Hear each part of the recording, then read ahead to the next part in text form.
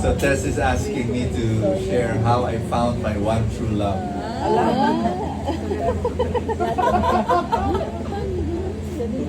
I was really torn at a certain point in my life, a certain stage, whether I was going to be a priest or get married.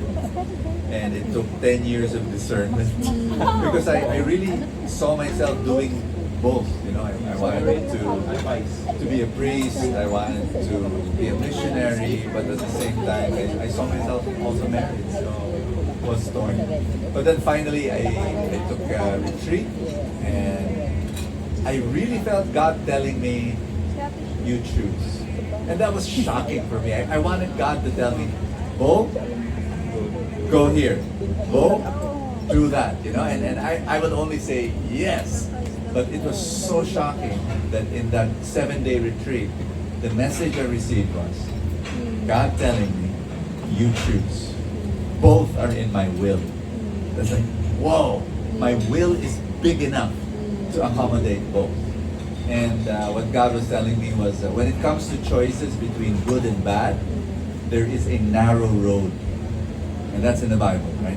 But when it comes to choices between good and good, both can actually be accommodated in my will.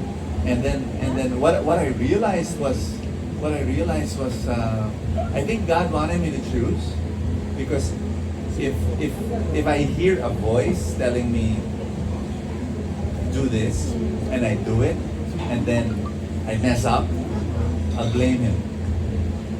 God wanted me to own that decision. So I decided to get married. And then I decided I was going to court that girl.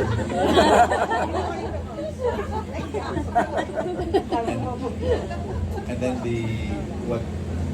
what made it clear for me was we've been married for 24 years, going 25, and we have reached a point in our marriage where I think, at least I don't know about her, that we're closer now than ever before. Like count just 3 years, 5 years down the road prior, and we were not like this. We have become more, and I think it has something to do with vulnerability. The degree of your connection is equal to the degree of your vulnerability. So how vulnerable are you to one another? So when we started, she was very vulnerable. By nature and personality, she wore her emotions on her sleeve, if you know what I mean. She cannot hide if she's sad, if she's angry, if she's worried. She can't. I just see it. I am Mr. Cool. So I being a typical guy, and then being a guy also and an introvert. If I have a problem, I do not tell her. What I do is I go to my man cave and then I tinker with my problem. And then 4 days later, when I have a solution, then I go to my wife and then I tell her, may problema ako, pero may solution na ako. Yung macho, that was me for many years of my marriage. We had a great marriage, from the start. But it became so much better when I became more vulnerable. Because, so this is only recently. Like I said, every time there's something that bothers me, at any time, I don't go to my man cave anymore. I just go to her. And I just say it, I'm bothered by this. And it's amazing how I felt. Like half of my load is taken off my shoulder and is given to her, because she's now carrying half of the load. And I just said, wow, it really feels good to be vulnerable. So the degree of your connection is equal to the degree of your vulnerability.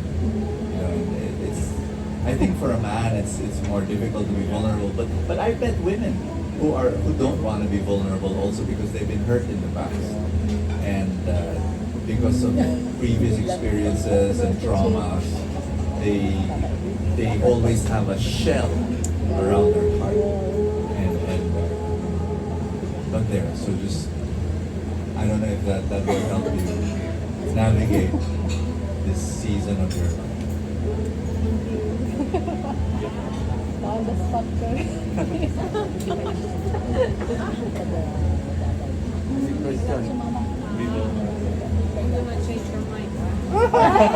Sila have a chance to change your mind. Dala ko yung ano.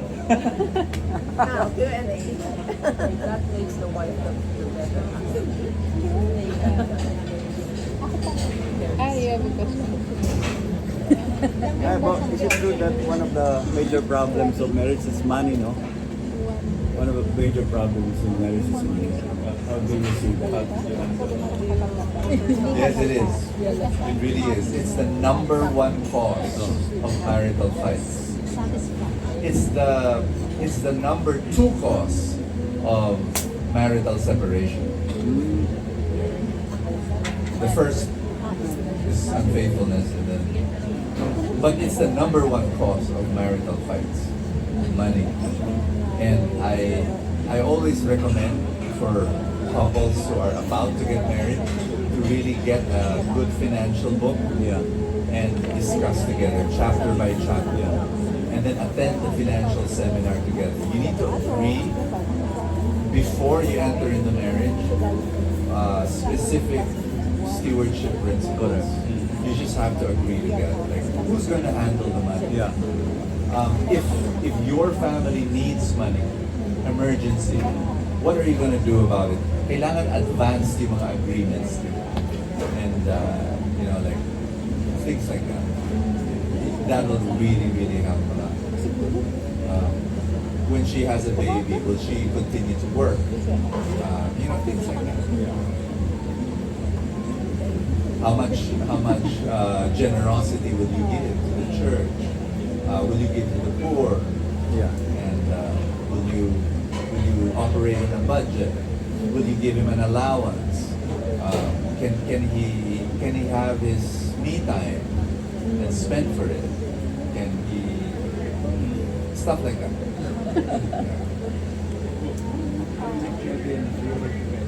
How many children? That's up to them. That's a good question, by the way. Sam gave a good question. You gotta agree. And it's really funny. I was in front of a couple recently, and they were about to get married, and I asked the guy, so how many kids do you want to have? And he said 5. And then the girl, what? I said, you're going to get married already? You haven't agreed yet? Sinabi niya, 2 lang, di ba? Hindi, 5 gusto ko. It was hilarious. It was hilarious. So how many kids do you want to have? I think 2. 2. You agree? Yes. Because I'm also getting married next Yes, I month. know. Yeah. So I have a question because right after marriage, we will be living long distance because you'll be working in Manila while I'll be here in Jensen. So although ganun naman din sa namin because Davao, Jensen, it's fairly malapit.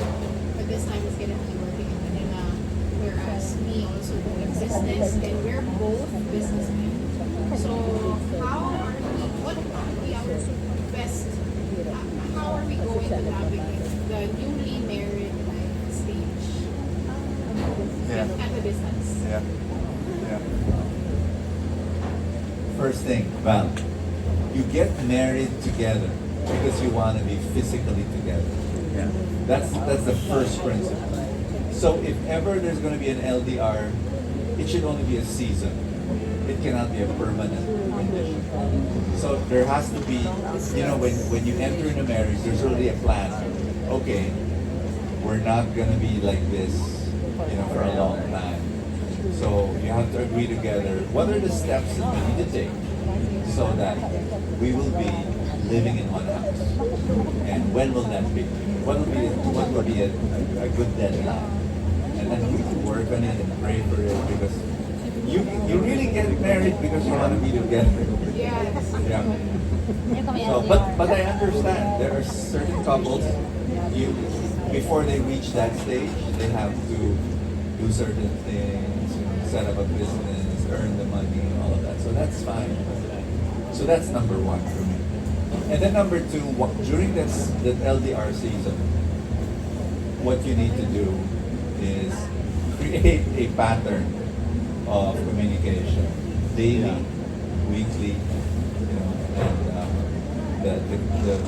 like daily, there should really be, and then a weekly date, even online. There's got to be a weekly date for this is a longer. Follow-up question. Yeah. Because, ano kasi he's not born Catholic. He's Chinese, so they don't have religion, inclination or one. So, but as I mentioned, parang he has this curiosity, pero it hasn't been built again. But the challenge is that time. So he's very much into business, very, ano pa kasi start things in this.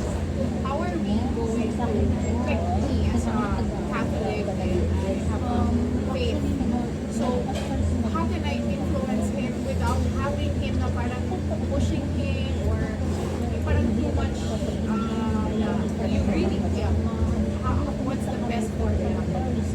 Yeah, it's a very tricky situation you're in, and it's not going to be easy. But I think you're going into it with your two eyes wide open, and I think, and you've counted the cost. There, you know, when you marry someone with a different set of fundamental beliefs, you know that there's going to be a hurdle, and I think you've accepted it, and you know that the price tag is higher for you than if you were of the same faith. So my question only is that as long as you know that you're going to be paying a higher price, in terms of patience, in terms of understanding, in terms of forbearance, in terms of, if you know that, then yeah, get into it. And you will need the patience. Yeah, you will need the patience of job. Because as you said, you're going to evangelize him, not so much through your words, but through, yeah, by who you are. And that's going to be, It's really challenging. Yeah. Kasi ako, I'm undergoing different cycles of my faith. Like, Yeah. hindi din ako like the very established na Yeah. I'm also on my journey. yeah. So there, make that priority number one. Strengthen your relationship with God. Yes. It's a confirmation sa kanya. Yeah. And then it will follow. Yay! Siyempre, may question ka. Yes, sir.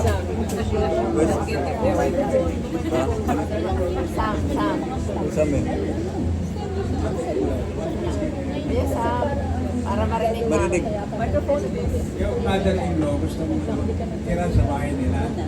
Yun, may In-laws na lang. Sino yun? Hindi dapat.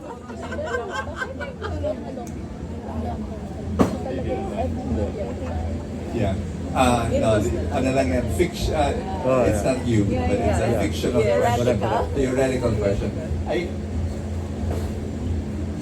The ideal situation is that there should only be one queen in the house. Correct. And that when there are two queens, then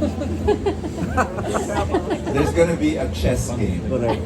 every single day. The king might abdicate, boss. The king will abdicate. So ideally, now when you say ideally, reality bites. Yeah. So there are situations where the mother is alone, she's sickly, no one will take care of her. I mean, you know, we've got all these other situations that are not ideal. But if we can pursue the ideal, then we pursue the ideal, where you really separate. Yeah.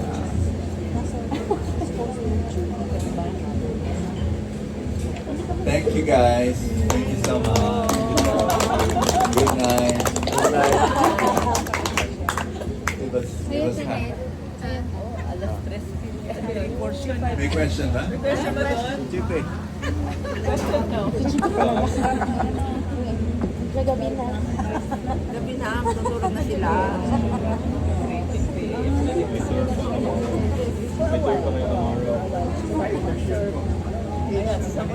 Okay, last question from Sam. Somewhere. Tea? For what? For marriage. It's not so much a chronological age. Yeah. I will recommend that you have to be financially mature, emotionally mature, and spiritually mature.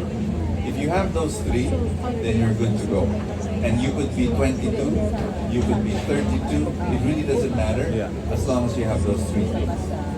So financial maturity doesn't mean you have oodles of money. Yeah. It just means that you're financially responsible and that you have financial literacy. You have those two things. And emotional maturity is the ability to handle your emotions for the sake of having great relationships. Spiritual maturity is, of course, your relationship with God. What age did you marry, bro? I was 32. Oh, Yeah. he's 33. Just turned 30. What about Maro? Maro was? Maru was 28. Wow. He's 30. He's 33. She's 30. Going there. Hindi tayo mag-asawa. Hanggat hindi secure sa marriage. Lato na. Ako ang 32. Thank you so much, guys. Really, really happy. We have to hope you can go come here again.